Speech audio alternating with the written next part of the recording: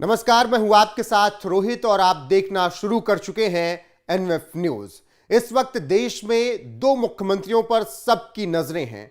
एक है झारखंड के, जो कि अब पूर्व मुख्यमंत्री हो चुके हैं हेमंत सोरेन, और दूसरे हैं दिल्ली के सीएम अरविंद केजरीवाल।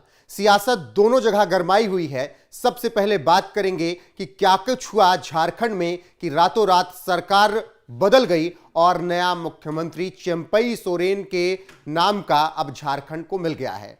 और इसी बीच अरविंद केजरीवाल ने ऐसी क्या गलती की जिसका खामियाजा अब उन्हें जेल जाकर भुगतना पड़ेगा। विस्तार से पूरी खबर बताएंगे केजरीवाल को लेकर, लेकिन सबसे पहले जान लीजिए कि क्या कुछ हुआ झारखंड में हेमंत सोरेन के साथ। दरअसल हेमंत सोरेन को ईडी जमीन घोटाले में लगातार समन जारी कर रही थी, लेकिन सोरेन है कि मानने को तैयार नहीं थे और ईडी के समन को वो दरकिनार कर रहे थे। ईडी के सामने पेश नहीं हो रहे थे, बयान नहीं दर्ज करा रहे थे।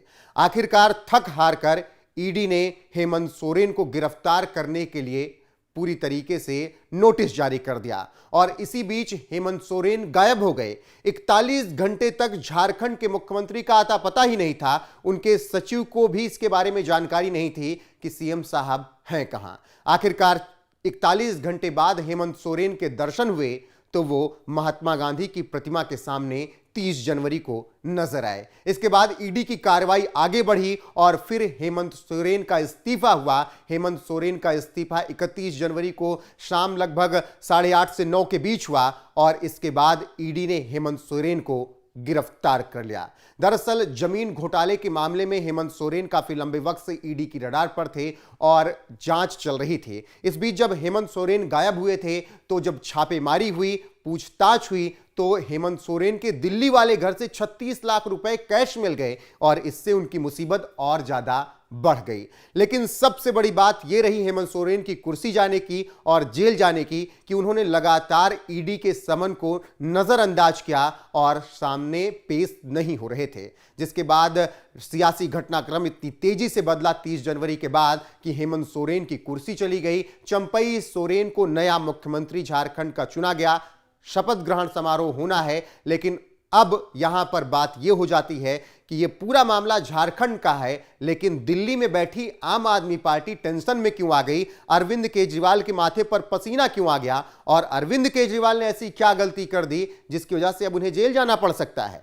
तो मामला यह है कि जिस तरीके से हेमंत सोरेन जमीन घोटाले में ईडी की रडार पर थे, उसी तरीके से शराब घोटाले में दिल्ली के सीएम अरविंद केजरीवाल ईडी की रडार पर हैं। आप जानते हैं कि कई नेताओं को और उप मुख्यमंत्री मनीष सिसोदिया तक को जेल जाना पड़ा है। इस मामले में संजय सिंह जेल में है, सत्येंद्र जैन एक अलग मामले में जेल में थे। तो जो बड़े नेता हैं आम आदमी पार्टी के, वो शराब घोटाले के मामले में जेल जा चुके हैं और इसी कड़ी में अब ईडी सीएम अरविंद केजरीवाल से पूछताछ करना चाहती है और लगातार समन जारी किया जा रहा है। 5 समन ईडी ने अरविंद केजरीवाल को जारी कर दिया है, लेकिन अरविंद केजरीवाल पेश नहीं हो रहे हैं। उनके प्रवक्ताओं की तरफ से बयान आ रहे हैं, उनके नेताओं की तरफ से बयान आ रहे हैं कि 2024 का लोकसभा चुनाव सामने है, इसीलिए अरविंद केजरीवाल को परेशान किया जा रहा है और पार्टी को तोड़ने की कोशिश की जा रही है केंद्र सरकार की तरफ से।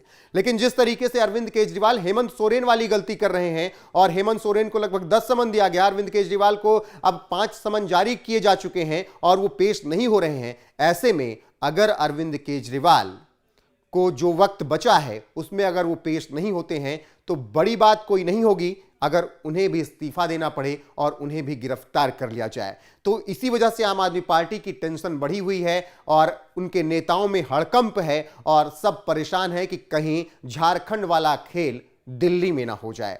तो इससे अब आप समझ सकते हैं तस्वीरों से कि किस तरीके से अरविंद केजरीवाल की मुसीबतें आने वाले वक्त में बढ़ने वाली हैं। शराब घोटाले मामले में आम आदमी पार्टी लगातार विपक्ष के रडार पर रही है। बीजेपी लगातार आम आदमी पार्टी पर सवाल उठाती रही और आम आदमी पार्टी इस बात को दरकिनार करती रही और कहती रही कि केंद्र सरकार के इशारे पर ईडी और सीबीआई उनके नेताओं को परेशान कर रही है। हालांकि आम आदमी पार्टी की तरफ से यह प्रूफ नहीं किया जा सका कि किस बिहाफ पर जमानत मिलनी चाहिए। ना संजय सिंह को जमानत मिल पा रही है, ना मनीष सिसोदिया को जमानत मिल पा रही है। और शायद यही डर अरविंद केजरीवाल को सता रहा है कि कहीं वो ईडी के सामने पेश होंगे तो कहीं उन्हें भी गिरफ्तार न कर लिया जाए और कहीं उनकी भी कुर्सी ना चली जाए।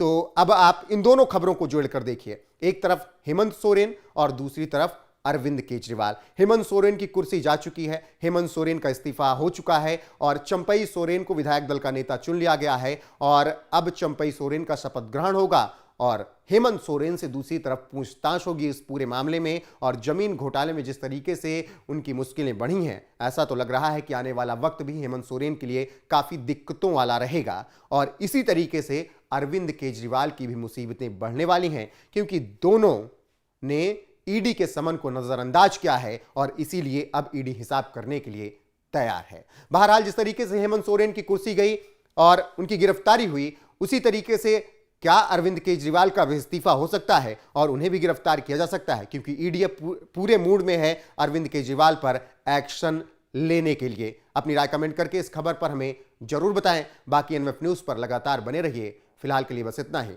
नमस्कार।